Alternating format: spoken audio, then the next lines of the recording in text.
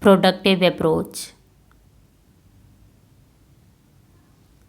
A productive approach refers to a way of working that emphasizes efficiency, effectiveness, and progress towards a specific goal or objective.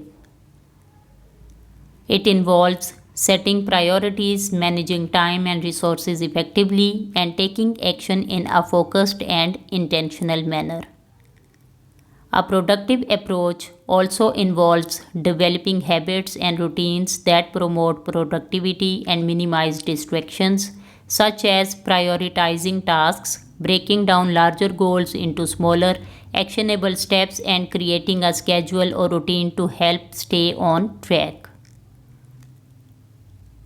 By adopting a productive approach, individuals can accomplish more, reduce stress and overwhelm, and achieve their goals with greater ease and satisfaction. Why is a productive approach important? A productive approach is important because it helps individuals and organizations achieve their goals efficiently and effectively.